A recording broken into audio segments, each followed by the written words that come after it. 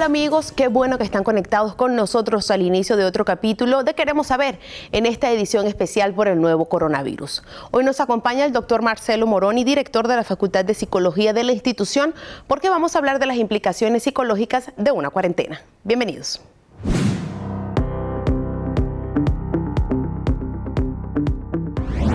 Amigo, qué bueno que están con nosotros y decidieron quedarse para escuchar esta entrevista. Estamos listos para comenzar con el doctor Moroni. Doctor, profe Moroni, gracias por aceptar la invitación. Gracias a ustedes por invitarme, Laura. Porque queremos hablar de algo bien importante, doctor, y son las emociones. Así es. Y en los últimos días hemos tenido emociones, sentimientos encontrados, han pasado tantas cosas que pues tenemos los nervios de punta, han pasado muchas cosas. Así es. Entonces, ¿qué pasa con nuestras emociones? Explíquenos bien para que nosotros estemos advertidos de en qué condición estamos. ¿Qué pasa con nuestras emociones en circunstancias como las que estamos ahora, en cuarentena? Muy bien, circunstancias como estas son inusuales en nuestra vida y nos obligan a cambiar el ritmo de los acontecimientos cotidianos que vivimos muchas veces automáticamente y nos genera, por supuesto, eso cierta tensión, cierto estrés. Y el estrés históricamente se ha entendido como una reacción orgánica del organismo frente a situaciones inusuales o altamente inusuales que ponen a prueba justamente nuestra persona. Y posteriormente eso se fue comprendiendo mucho más cómo funciona el tema del estrés. Posteriormente, en la década del 70, se hablaban de la magnitud de los acontecimientos. No es lo mismo, por ejemplo, tener un estrés porque uno de repente no cocinó algo o le salió mal la comida y entonces se genera un problema por eso, a tener un estrés porque hay un terremoto y pierdo mi casa o pierdo mi trabajo. Es decir, los niveles de estresores eran antes considerados como realmente algo muy significativo e importante. Sin embargo, en el estudio de la ciencia, ya a mediados de la década del 80, se entendió que el estrés tiene que ver con la forma en que la persona percibe los acontecimientos. Y esto es muy importante, porque los individuos, cuando afrontamos ciertos acontecimientos que cambian nuestra rutina, como decíamos, son inusuales, lo primero que hacemos es lo que llamamos una valoración primaria de los acontecimientos. Miramos un poquito la situación y automáticamente lo que hacemos es una valoración secundaria. ¿Podré yo con esto o no podré yo con esto? Si de alguna forma el individuo o la persona piensa que no va a poder con esto, por las características de la situación que va a vivir o que está viviendo, entonces el estrés seguramente tendrá una magnitud más importante que si esa persona dice, sí, realmente yo tengo las condiciones para poder superar esto, tengo las herramientas, tengo los elementos para poder hacerlo. Esto y no va a poder ningún conmigo. problema. Exacto, entonces ahí la magnitud del estrés, seguramente estrés va a estar presente también, pero la magnitud del estrés va a ser mucho menor. Claro. En ese contexto es que, por supuesto, una situación como la que estamos viviendo actualmente, esta pandemia que estamos viviendo, sí, digamos, pone a prueba a todas las personas, inclusive aquellas que realmente están confiados en los elementos que tienen para poder afrontarlo.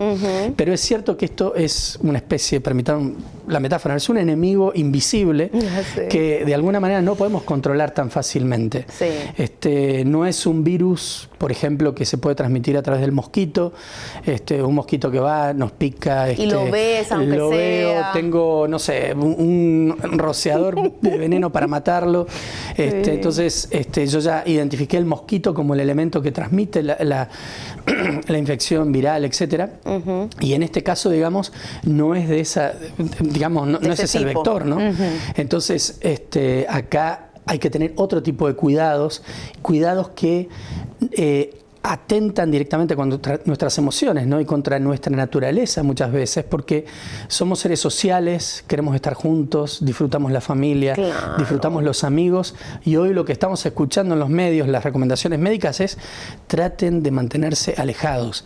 Y esto también impacta nuestras emociones, porque realmente la forma de cuidarnos y de cuidar al otro, por consiguiente, es estar aislados o a una distancia sana que de alguna manera no evite que nosotros realmente podamos contagiar a otros o ser contagiados por otros. Entonces, eso realmente también lleva a que las emociones estén como muy desquiciadas de alguna forma, ¿no? Descontroladas. Descontroladas. Y también lo que recién mencionaba hace un momento atrás, el hecho que sea simplemente un evento distinto, inusual, al que no estamos familiarizados, con el que no tenemos todas las variables posibles bajo control, que están fuera de nuestro control, también hace que emocionalmente uno esté realmente muy incómodo con la situación, sí, porque cuesta adaptarse. Y este problema de adaptación al estrés, que de alguna manera provoca cierta reacción emocional, se puede dar básicamente en dos niveles. Okay. Depende la respuesta que tuvo la persona al principio, ¿no? Sí puedo con esto. Exacto. Pero es muy importante todo el cambio. Entonces puedo llegar a tener lo que se llama estrés agudo, donde eso puede volver en el momento, digamos, más o menos presente, en los primeros días de mucho estrés, puede volver a la persona a lo mejor irritable, puede tornar a la persona quizás menos asertiva en su manera de manejarse, más intolerante, puede haber problemas de preocupaciones en algunos casos excesivas, estar como muy pendiente de todo lo que está sucediendo. Por eso recibimos tanto la recomendación de manejen la información adecuadamente, que no vamos a entrar en ese terreno, pero sí, digamos, ya sabemos qué significa eso. Y entonces toda esta incomodidad inicial que puede llevar a la persona a tener inclusive hasta síntomas fisiológicos por la magnitud del estrés que está viviendo, inclusive algunos, depende, digamos, la manera en que su estructura anímica pueden llegar a tener inclusive hasta ataques de pánico, o bueno, trastornos de angustia también se conocen, o trastornos de pánico como se conocen, donde puedan aparecer palpitaciones, sudoración, cefaleas, náuseas, desmayos, pueden aparecer una serie de síntomas físicos también producto de este estrés agudo que de alguna manera, si bien yo inclusive hasta puedo decir puedo con él, no deja de afectarme físicamente el estrés. Es decir, yo puedo estar tranquilo considerando realmente yo puedo con él, pero no significa que el estrés no va a impactar en mi organismo, claro, y de alguna manera mi organismo va a responder frente al estrés. Entonces el estrés agudo es el primer nivel, y de acuerdo a cómo nosotros reaccionemos frente a este estrés agudo, esto se puede tornar en algunos casos también como un estrés crónico, es decir, se puede ir más allá de las circunstancias de un estrés importante, masivo, en un más o menos presente, y se puede tornar en un estrés agudo que en el transcurrir de las semanas, de los meses, pues bueno, no sabemos. Incluso cuando termine el evento. Inclusive cuando termine el evento, que tampoco sabemos cuánto va a durar, eso claro, es una realidad también, ¿no? Claro. Más o menos puede haber modelos científicos que digan cuándo más o menos va a llegar la curva de enfermos, infectados, pero la verdad es que después hay una curva que sube, pero también hay una que baja, claro, y eso implica que vamos a seguir, más allá de la alegría de saber que cada vez impacta menos la enfermedad, va a seguir, digamos, provocando cierto estrés a lo largo, digamos, de las semanas y de los meses que vengan, y eso puede traer a la persona otro tipo de conductas. Ya puede pasar, digamos, a una cuestión de desmotivación y de interés y de pérdida de interés en la vida cotidiana, en las cosas que hacemos, puede impactar, digamos, en nuestra capacidad realmente de tener momentos de alegría. Nos podemos volver personas por ahí más tristes, inclusive después de la tristeza pueden llegar hasta momentos donde la persona puede llegar a tener cierta frialdad emocional, es decir, se va desligando de la tristeza, pero como no llega la alegría y la felicidad igualmente, empezamos a entrar en una frialdad emocional de distanciamiento que inclusive descripciones bibliográficas, de investigaciones que se han hecho sobre personas que han estado mucho tiempo aisladas, realmente puede llegar a generar muchos problemas interpersonales, porque obviamente hay como una sensación de parte de las personas cuando entran en este periodo de frialdad, como que el otro realmente no me entiende, el otro no está comprendiendo lo que me sucede, rápidamente se puede caer en papeles de víctima, de victimización, nadie realmente está entendiendo lo que me pasa.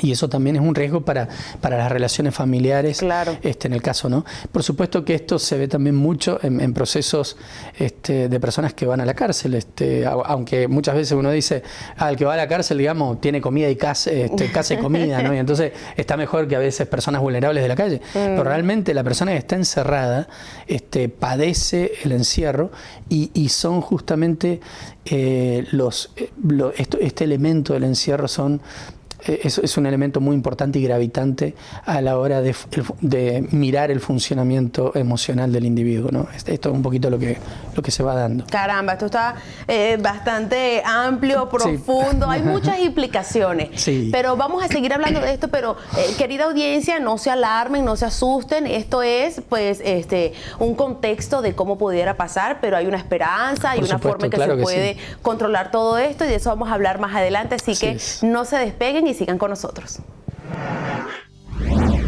Quiero compartir contigo una receta que es un juguito muy rico, se llama Defensa Inmunológica. Seguramente quieres saber cómo ayudar a tu sistema para que pueda estar mucho más fuerte y poder enfrentar la situación del COVID-19.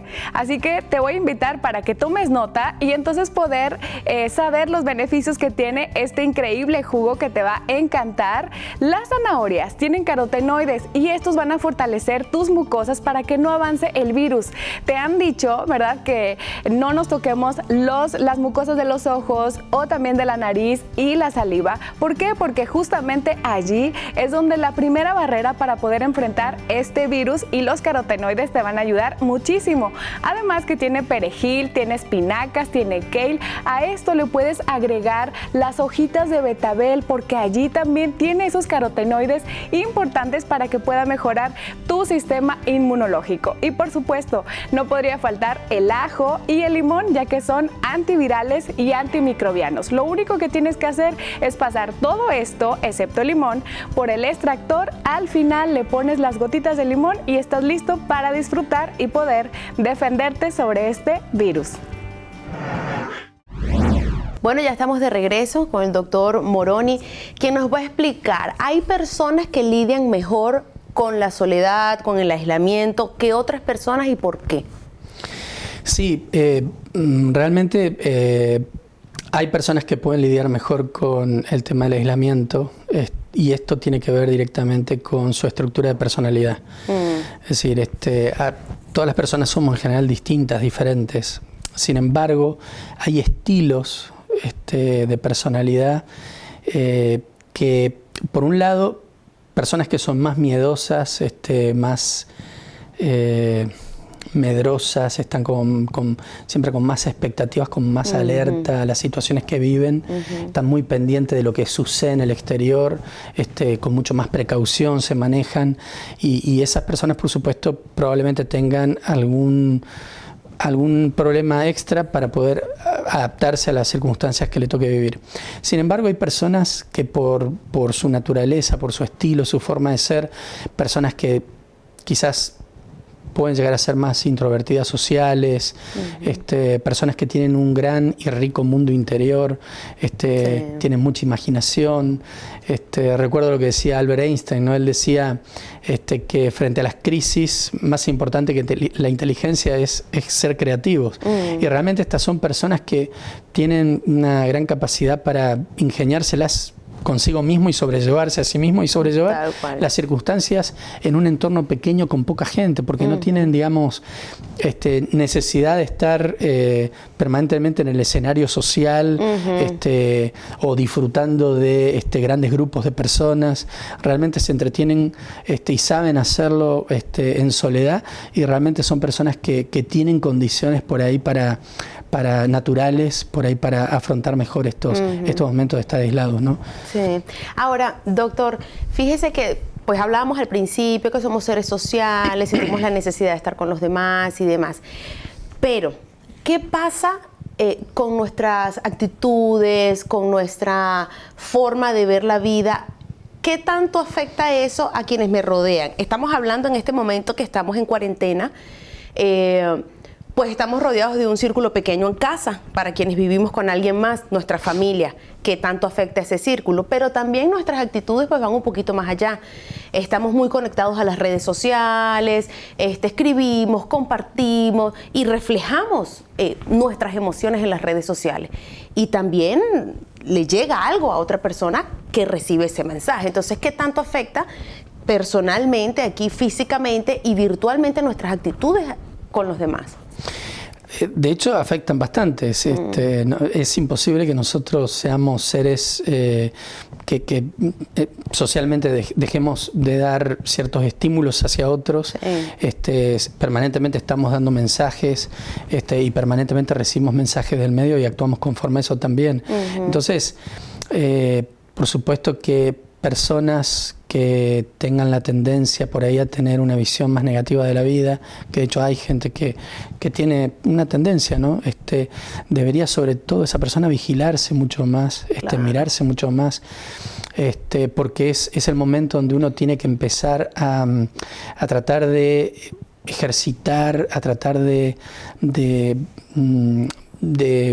producir mucho más emocionalidad positiva, trabajar más desde el optimismo, desde una visión esperanzadora de las cosas. Claro. Y es cierto que hay individuos que no les sale tan sencillamente esto de tener optimismo frente a la vida, entonces sí es muy importante que la persona se esté vigilando a sí misma, mirando cómo está pensando las cosas, cómo las está analizando, cómo las está transmitiendo también, y no solamente con los que están alrededor, desde el malestar que puedo tener o desde la bronca que me puede generar ciertas situaciones que a lo mejor estamos viviendo, sino, digamos, tratando de romper por ahí con ciertas cadenas de pensamientos negativos que tenemos.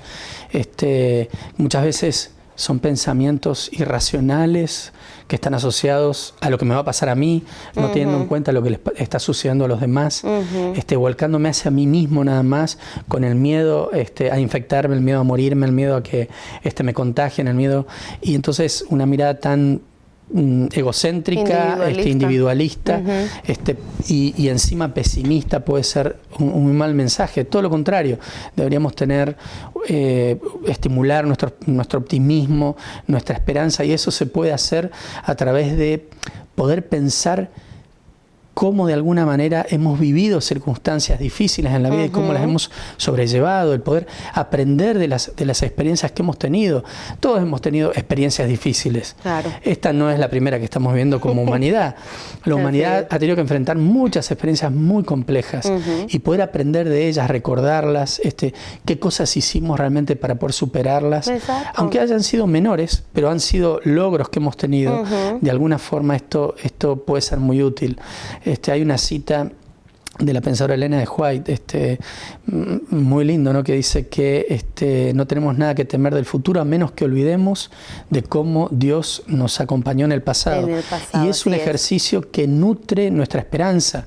¿Qué tal, por ejemplo, si en vez de estar tan pendientes de las noticias o de los memes negativos, no estamos quizás más pendientes de lo que Dios puede hacer a través de nosotros en este momento con las personas que nos necesitan? Ya sea los que están en casa o los amigos que están lejos, o qué tal si podemos pensar y empezar a planificar cuando esto pase ya, cuando esto ya no esté. ¿Qué voy a hacer? Entonces, ¿a qué me voy a dedicar? ¿Qué voy a hacer? ¿Qué cosas realmente el Señor va a hacer a través de mí? Es decir, hay muchas cosas que uno puede hacer para realmente entrar en una modalidad optimista, positiva, resguardándonos de nuestros propios pensamientos y también preservándonos de los pensamientos negativos de los demás. De eso quiero justamente que nos hable, doctor, en el segmento que sigue a continuación, porque va a ser la parte final de nuestra entrevista, donde el doctor Moroni nos va a dar esas herramientas que podemos tener, además de las que ya nos compartió, para tener una mente más positiva y poder enfrentar esta situación de una mejor manera. Ya regresamos. Aprende a identificar los principales síntomas del coronavirus en comparación con los de un resfriado común o de una gripe tipo A o B. La Organización Mundial de la Salud nos ayuda a identificar las diferencias. Al contagiarte de un resfriado común, presentarás fiebre, tos, congestión nasal y o dolor de garganta. En el caso de gripe tipo A o B, los síntomas que tendrás son fiebre, tos, congestión nasal, dolor de garganta, dolor de cabeza y o dolores musculares. En el caso del COVID, presentarás principalmente fiebre, tos, dificultad para respirar y en algunos casos congestión nasal, dolor de garganta o diarrea. Cabe destacar que algunas personas pueden infectarse del COVID-19 y no presentar ninguno de estos síntomas. Bueno amigos, ya estamos de regreso con el doctor Moroni para la parte final de nuestra entrevista, donde ya hemos visto cómo reacciona nuestro cuerpo, nuestra mente y frente a estas situaciones, ¿no? Pero entonces, ¿qué podemos hacer? Empezamos a hablar un poco de esto en el segmento anterior, pero denos esos tips, esas herramientas que podemos tener para desarrollar una mente positiva, no solo ante la cuarentena, sino todo lo que implica esta situación de este nuevo coronavirus. Muy bien, decíamos en el segmento anterior que tenemos que vigilar nuestros pensamientos, sobre todo esos pensamientos irracionales. Tenemos que también vigilar nuestras emociones negativas y tratar de convertirlas en emociones que estén ligadas al optimismo, a la esperanza, cultivar la alegría de las cosas que nos tocan vivir. Y por supuesto, un aspecto muy importante en todo esto, que digamos no voy a entrar mucho porque se ha hablado bastante también en otros lugares, es el tema de poder organizarnos. Sí. Eso es fundamental, no solamente organizarme en el contexto de las actividades cotidianas que tengo en mis tareas de trabajo, que ahora las voy a hacer desde mi casa, sino también tener esquemas bien estructurados sobre todo lo que tiene que ver con el sueño y la vigilia, que eso nos daría prácticamente para hablar un programa entero, ¿no? Ya sé. Porque realmente también son cosas que se van alterando. Entonces, para evitar que se altere el sueño, que es muy importante, realmente necesitaríamos mantener una organización y una estructura lo más ordenada posible para poder disfrutar de las cosas que nos proponemos, ¿no? Y seguir como manteniendo el ritmo de la vida, ¿no? Porque esto es momentáneo, no va a ser para siempre. Correcto, absolutamente, esto es momentáneo. Entonces, tener esos momentos, esos recreos que necesitamos ante las responsabilidades que sí o sí, digamos, van a pasar más o menos en un mismo ambiente, lecturas escogidas, bueno, aquellas cosas que realmente nos gustan, cada uno se conoce y sabe cuáles son, ¿no? Que nos despejen correctamente, para distraernos y para conectarnos con realmente esa emocionalidad positiva que necesitamos. Y un aspecto importante también tiene que ver con el manejo de las relaciones dentro del hogar, pero también de fuera, digamos, ¿no?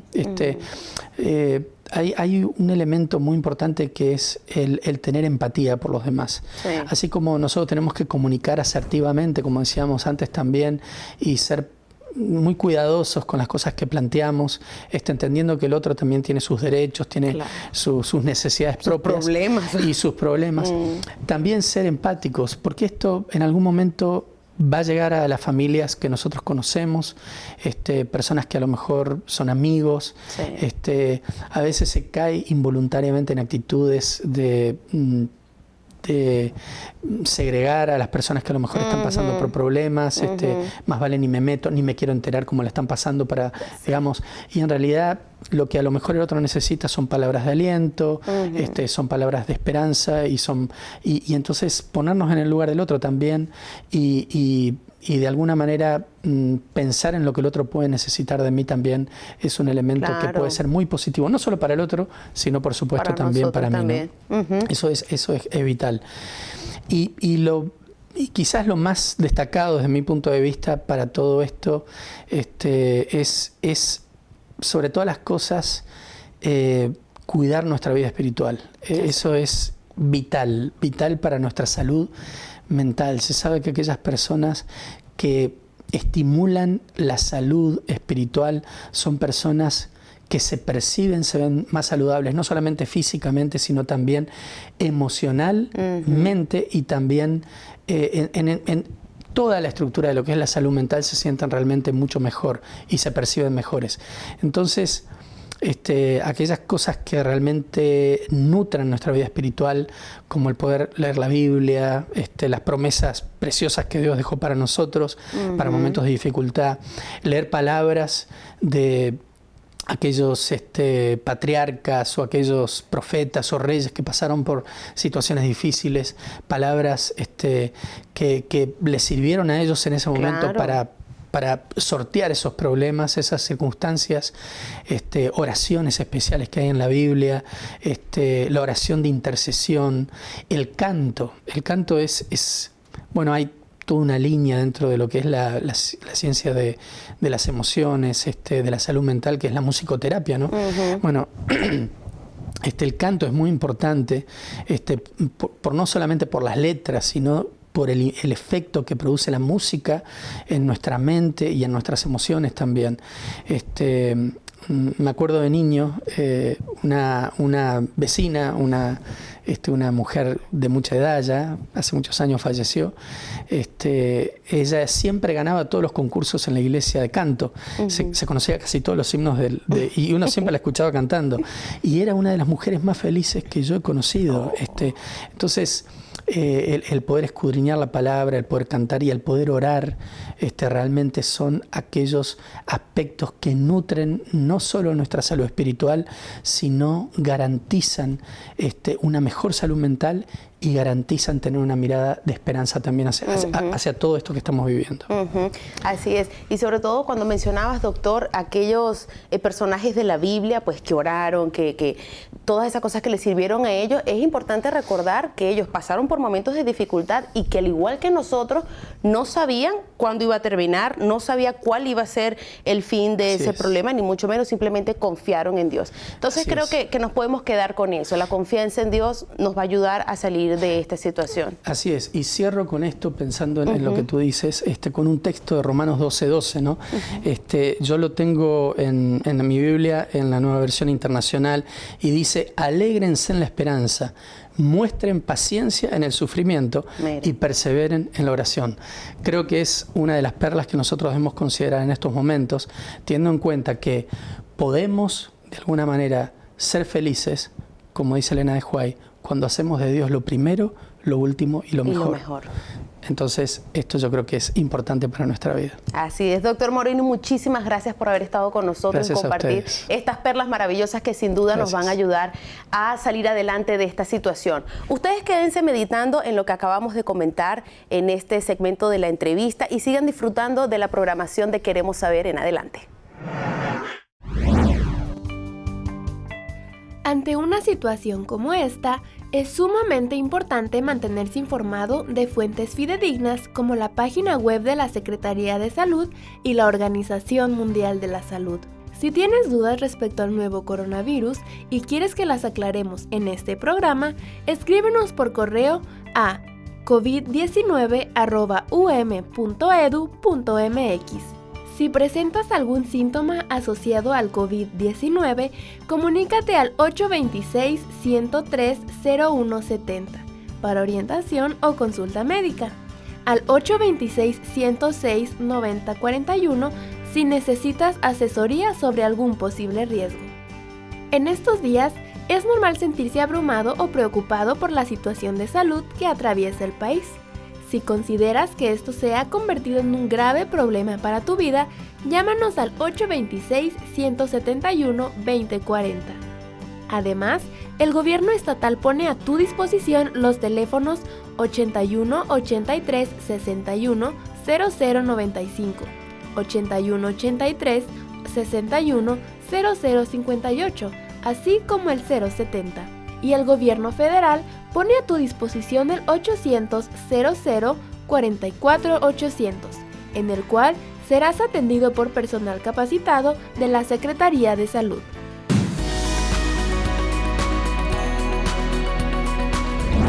Hay momentos en la vida en que nos podemos sentir desanimados y tristes ante lo que observamos y sentimos.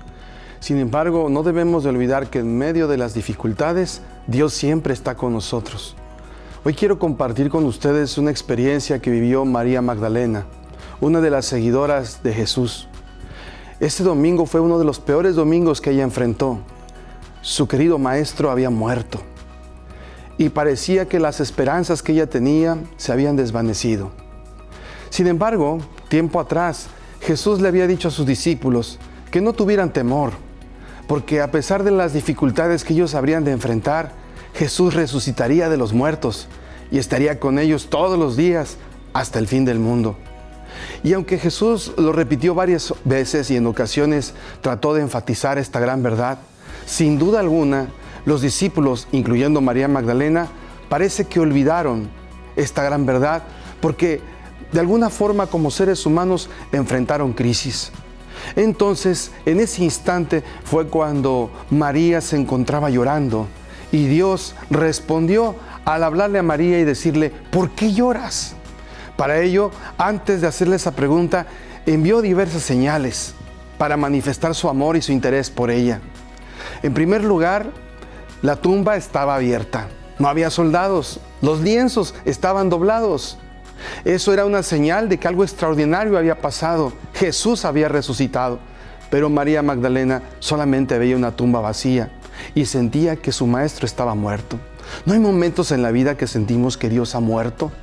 Necesitamos volver como María a reconciliarnos con Dios y a reflexionar de que Dios está vivo. Jesús ha resucitado de los muertos.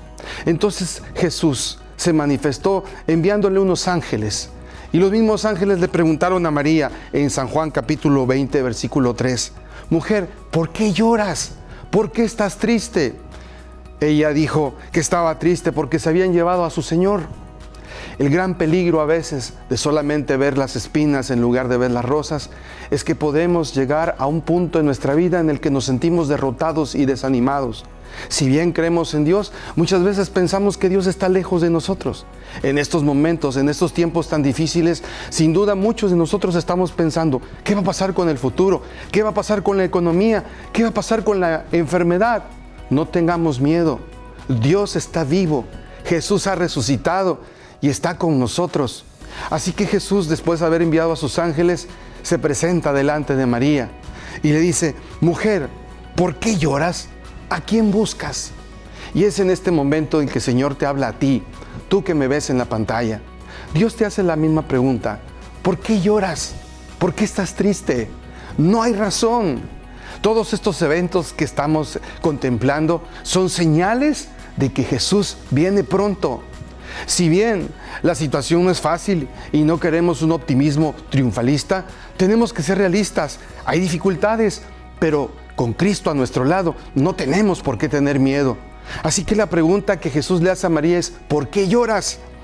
Y María no entendía, pensaba que era el hortelano, el cuidador de ese lugar, hasta que Jesús le habló fuerte y le dijo, María, soy yo, soy Jesús. Y María contestó, Raboní, maestro. Es como si María se hubiese preocupado al principio y de pronto hubiese reaccionado ante una frase alarmante de parte de Jesús. Efectivamente, fue cuando Jesús le habló fuerte que María reaccionó. En esta ocasión, querido amigo que me ves, debes de entender que por momentos necesitamos despertar como María. Necesitamos despertar de este letargo espiritual y darnos cuenta de una realidad. Jesús está vivo, Jesús ha resucitado y no nos ha abandonado y sus ángeles están con nosotros y continuamente vemos sus milagros y sus manifestaciones de amor y cariño a pesar de que el futuro es incierto. Así que mi oración en esta ocasión es que Dios permite que nuestros ojos sean abiertos como los de María, que podamos entender que Jesús es un Dios vivo, real, presente, que no está alejado de nosotros, que nos ha enviado a sus ángeles y que por momentos nos habla a través de un niño, de un sermón, de un canto y de diferentes circunstancias para decirnos, yo soy real en tu vida, no te voy a dejar, no estás huérfano. Así que ¿Por qué lloras? Ojalá que nuestra esperanza sea Jesús. Amigos, hasta aquí la transmisión de hoy. No olvides conectarte mañana a la misma hora. Y déjanos saber algún tema que te gustaría que tratemos respecto del COVID-19. Nos encontramos mañana en esta edición especial de Queremos Saber.